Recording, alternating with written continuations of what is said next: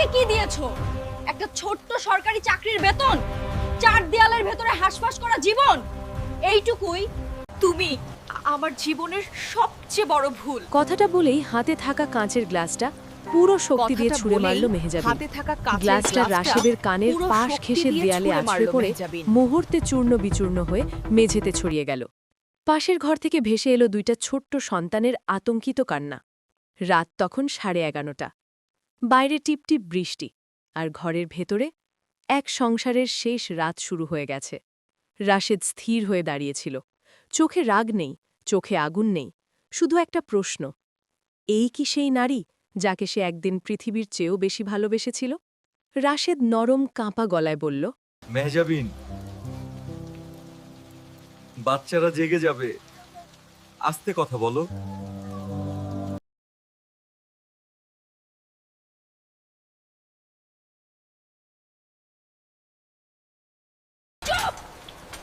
একদম চুপ! তোমার এই শান্ত মুখটা আমি আর সহ্য করতে পারি না। তুমি আমাকে কি দিয়েছো? একটা ছোট্ট সরকারি চাকরির বেতন, চার দেওয়ালের ভেতরে হাঁসফাঁস করা জীবন, এইটুকুই? রাশেদের বুকের ভেতরটা মোচড় দিয়ে উঠল।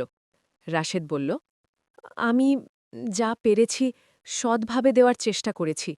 মেহজাবিন তাচ্ছিল্য ভালা হাসি দিল। সৎভাবে? সৎ থেকে আজকাল মানুষ কি পায়? সম্মান, টাকা, আরাম? কিছুই না। তুমি শুধু ব্যর্থ।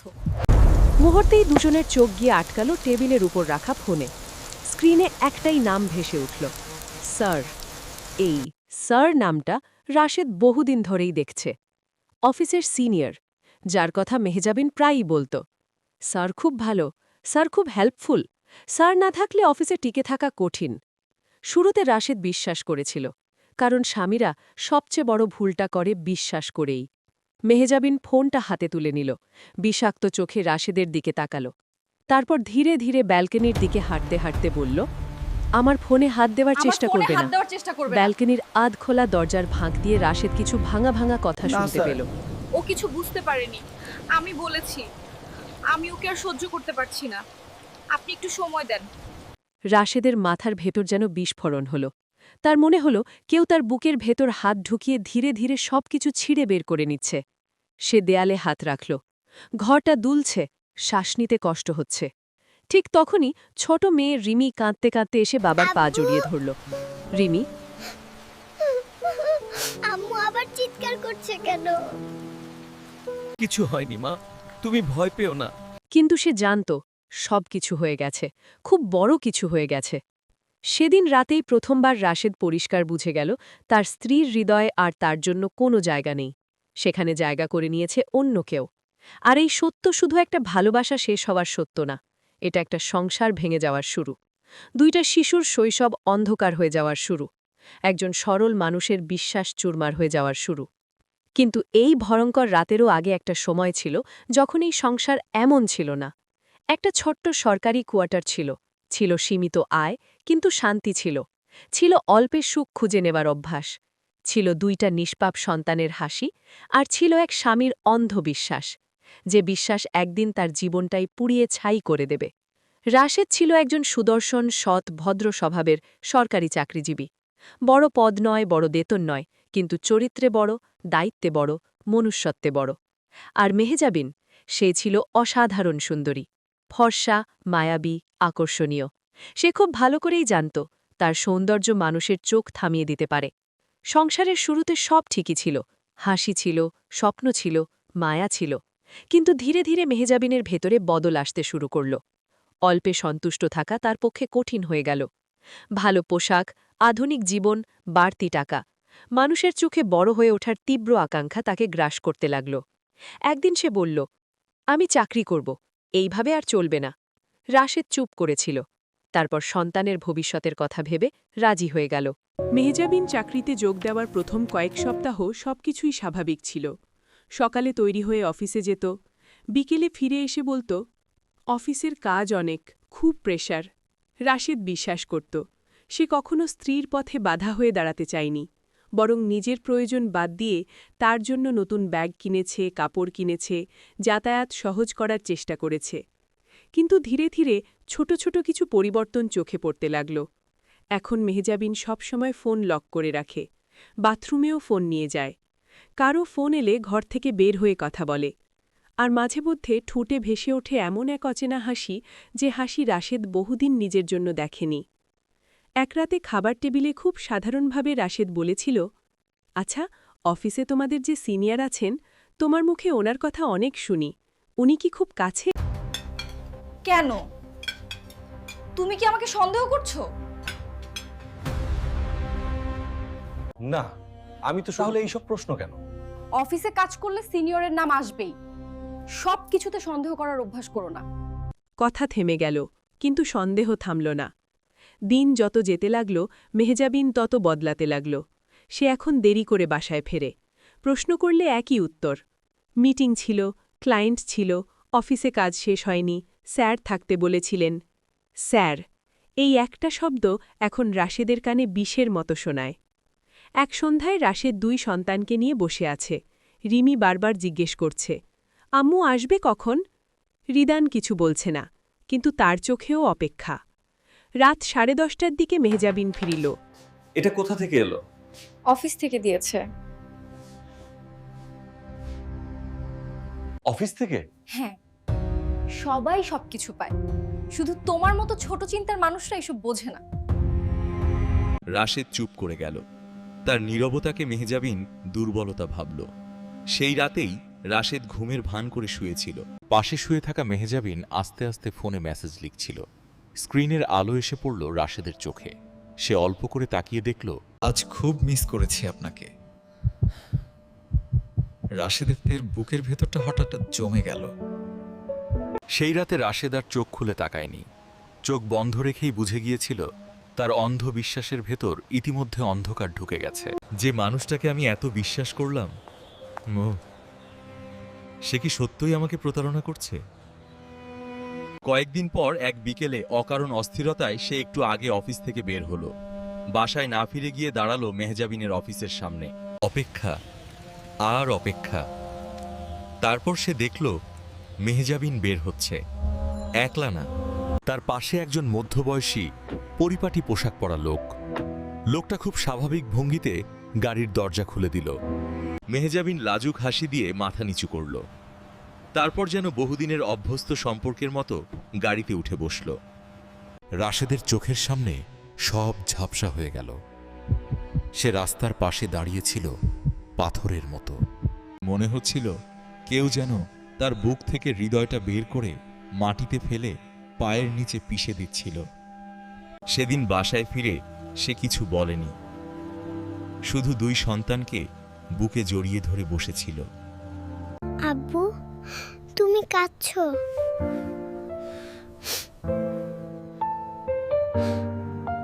সেদিন সে বুঝে গেল তার সংসারে এখন শুধু অশান্তি না, এবার ঢুকে গেছে বিশ্বাসঘাতকতার অন্ধকার। সেদিনের পর থেকে রাশেদের ভেতরকার মানুষটা নিঃশব্দে বদলে গেল। বাইরে থেকে সে আগের মতোই চুপচাপ, সংযত, দায়িত্বশীল, কিন্তু বুকের ভেতর একটানা আগুন জ্বলতে লাগল।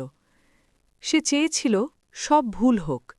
সে চেয়েছিল মেহজাবিন এসে বলুক, মেহজাবিন, তুমি যা ভাবছ তা সত্যি না। কিন্তু বাস্তবতা মানুষের ইচ্ছার চেয়ে অনেক বেশি নির্মম।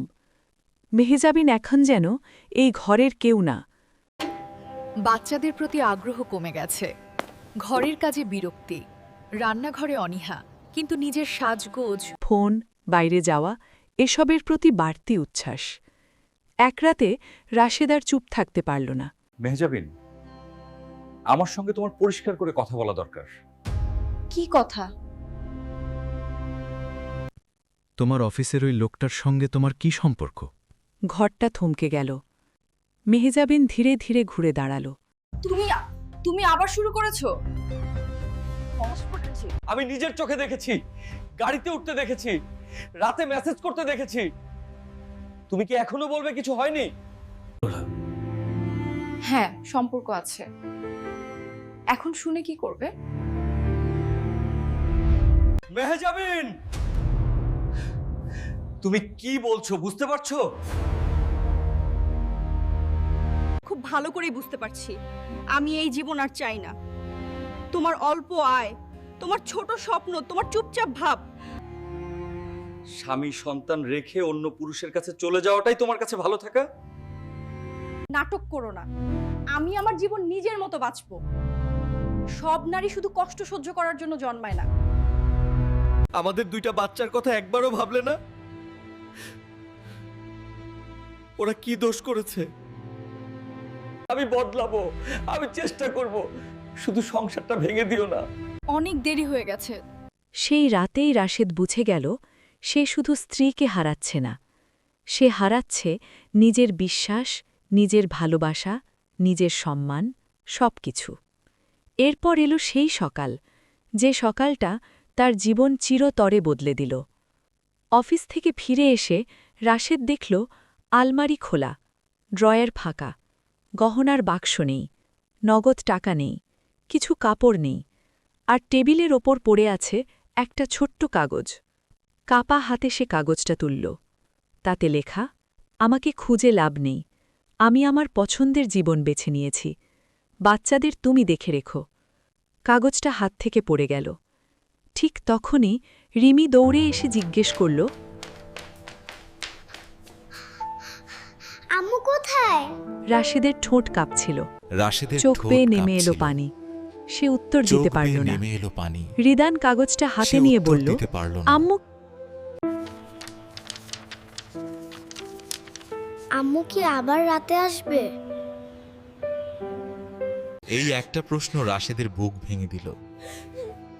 সে দুই সন্তানকে জড়িয়ে ধরে ফুপিয়ে কেঁদে উঠল।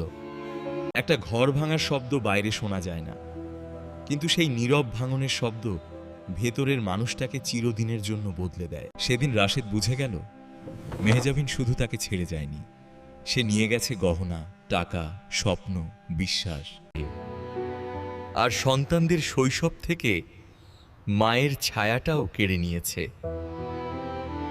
মেহজাবিন চলে যাওয়ার পর রাশেদের জীবন একদিনে বদলে গেল। এখন সে একাই বাবা, একাই মা, একাই আশ্রয়। সকালে বাচ্চাদের স্কুলে পাঠানো, অফিসে যাওয়া, ফিরে এসে রান্না, কাপড় ধোয়া, পড়ানো, রাতে তাদের কান্না সামলানো। আব্বু, আম্মু কি আমাদের আর ভালোবাসাচ্ছ না? মানুষ কখনো কখনো ভুল করে মা, খুব বড় ভুল। এদিকে মেহজাবিন ভেবেছিল এবার তার জীবন বদলে গেছে। এবার সে আরাম পাবে, টাকা পাবে, সম্মান পাবে। এই সব আশ্বাসের ওপর ভর করেই সে নিজের ঘর ভেঙেছিল।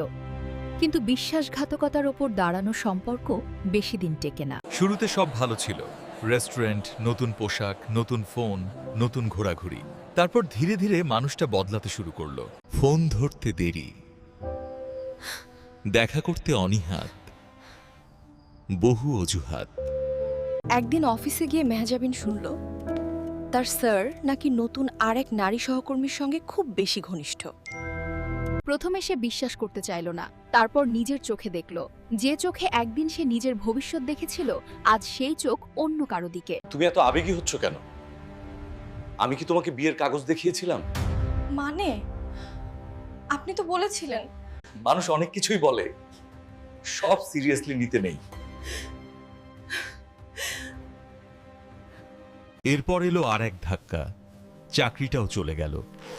সম্মান নেই, ভরসা নেই, আশ্রয় নেই।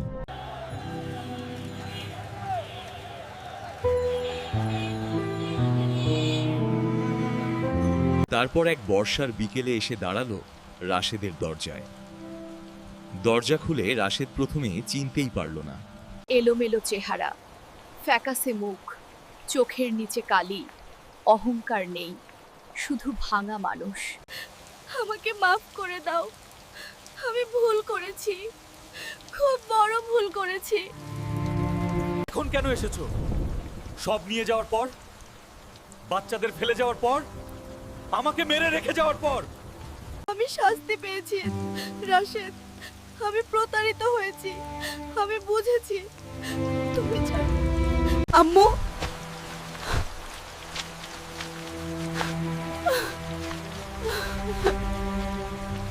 রিদানও দূরে দাঁড়িয়ে তাকিয়ে রইল, চোখে অভিমান, কিন্তু তবুও একটা শিশুর মাকে ফিরে পাওয়ার লুকানো আকাঙ্ক্ষা। রাশেদ পাথরের মতো দাঁড়িয়ে রইল। একজন স্বামীর পক্ষে ক্ষমা করা কঠিন, কিন্তু একজন বাবার পক্ষে সন্তানের চিখের পানি সহ্য করা আও কঠিন। আমি তোমাকে বিশ্বাস করি না, কিন্তু এই দুইটা সন্তানের জন্যই তোমাকে আরেকটা সুযোগ দিচ্ছি। সেদিন ঘরে মানুষ ফিরেছিল, কিন্তু সংসার ফেরেনি। ফিরেছিল ভাঙা দেয়ালের ওপর দাঁড় করানো এক নড়বড়ে আশ্রয়। মেহজাবিন ফিরেছিল, কিন্তু তার ফিরে আসায় শান্তি ফেরেনি। ফিরেছিল শুধু একটা ভাঙা সম্পর্কের ছায়া। প্রথম কয়েক মাস তাকে বদলে গেছে বলেই মনে হয়েছিল। ঘরের কাজ করত, বাচ্চাদের সময় দিত, রাশেদের সঙ্গে নরম গলায় কথা বলতো। আমি যদি সময়টা ফিরিয়ে আনতে পারতাম, আমি কখনো কোনো ভুল করতাম না। রাশেদ কোনো জবাব দেয়নি, কারণ কিছু কথা মানুষ শুনলেও আর বিশ্বাস করতে পারে না। ধীরে ধীরে সংসার চলতে শুরু করলো। বাচ্চারাও মাকে নতুন করে গ্রহণ করার চেষ্টা করছিল, কিন্তু মেহজাবিনের অশান্তি শেষ হয়নি। সাধারণ সংসার, হিসেবি জীবন, সীমিত আয়, এসবের সঙ্গে সে বেশি দিন মানিয়ে নিতে পারল না। এই জীবনটা আমার জন্য না। আমি কি শুধু রান্নাঘর আর বাচ্চা সামলানোর জন্য বেঁচে আছি? সারা দিন একই রুটিন। একদিন সে আবার চাকরির কথা তুলল, এবার একটি 5 তারকা হোটেলের রিসেপশনে। এটা আগের মতো না, ভালো পরিবেশ, ভালো বেতন, সম্মান আছে। এবার সব আলাদা হবে। তুমি যদি সত্যই সংসার বাঁচাতে চাও বলে এমন জায়গায় না গেলেও হয়। তার মানে তুমি কি আমাকে সারা জীবন সন্দেহ করবে? আমি কি একটা ভুলের জন্য সারা জীবন ঘরে বসে থাকবো? আবার সেই একই কথা, একটা ভুল। রাশেদ জানতো জোর করে কাউকে আটকানো যায় না। মেহজাবিন চাকরিতে যোগ দিল।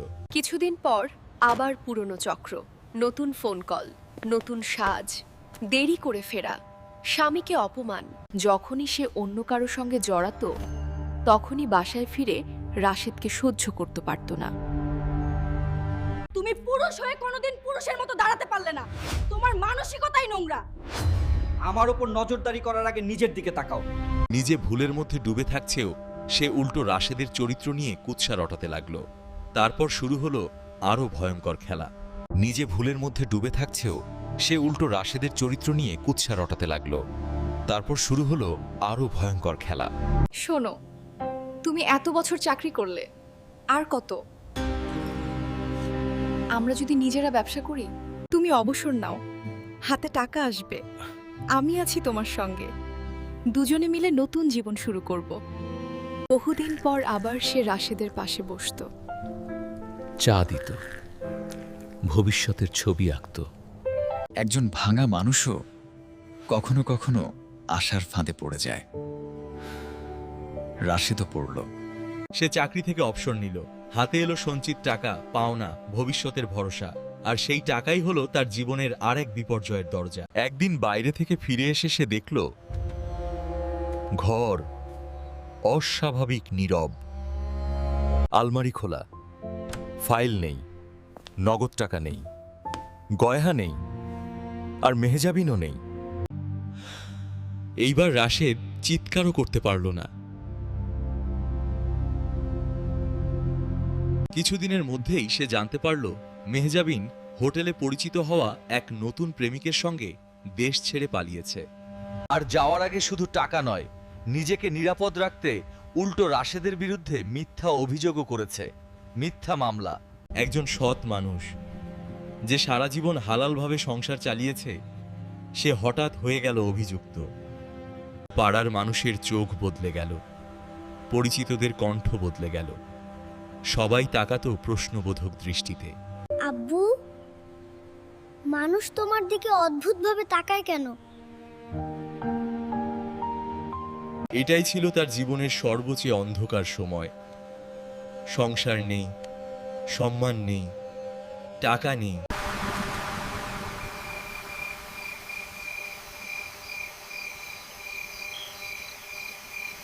কিন্তু সত্য চিরদিন চাপা থাকে ঠিনা।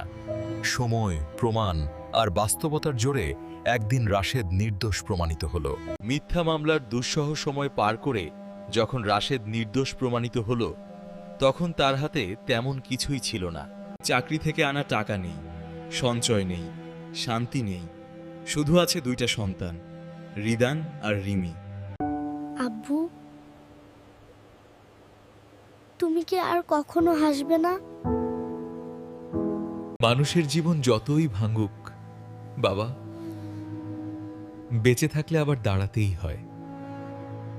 সেই দাঁড়ানোর লড়াই শুরু হলো। ব্যাংক লোন নিল, ছোট করে ব্যবসা শুরু করলো।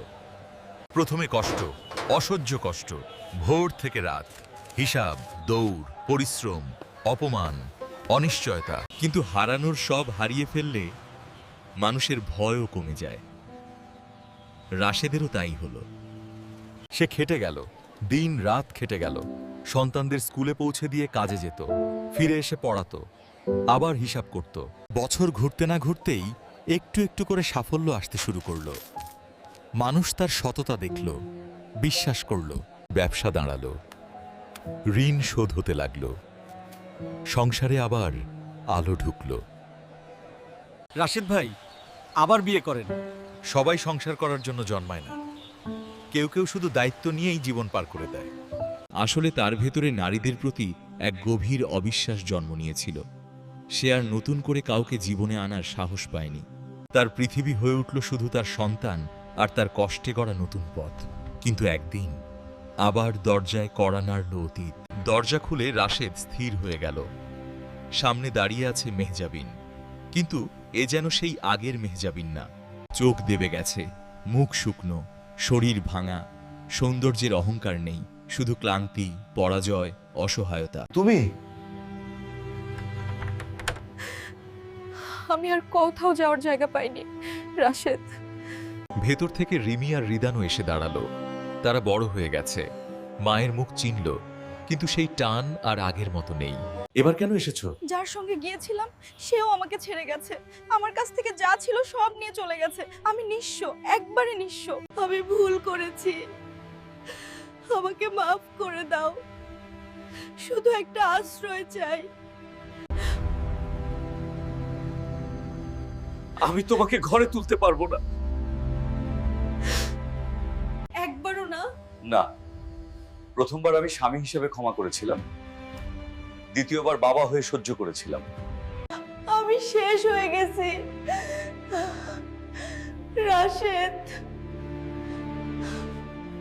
কিন্তু মানুষকে যদি বারবার একই আগুনে ফেলা হয়, একবার আমি আমার বাচ্চাদের জীবন আর সেই আগুনে ফেলবো না। রাশেদ তাকিয়ে রইল। তার কণ্ঠে রাগ নেই, শুধু ক্লান্ত সত্য। আমি তো অনেক আগে শেষ হয়ে গিয়েছিলাম মেহজাবিন। শুধু পার্থক্য হলো আমি শেষ হয়েও বেঁচে থাকার চেষ্টা করেছি। এরপর কিছুদিনের মধ্যে খবর এলো মেহজাবিন গুরুতর অসুস্থ। তার শরীরে জটিল রোগ ধরা পড়েছে। চিকিৎসা, একাকিত্ব, শারীরিক ভাঙন সব মিলিয়ে সে দ্রুত নিঃশেষ হয়ে যাচ্ছিল।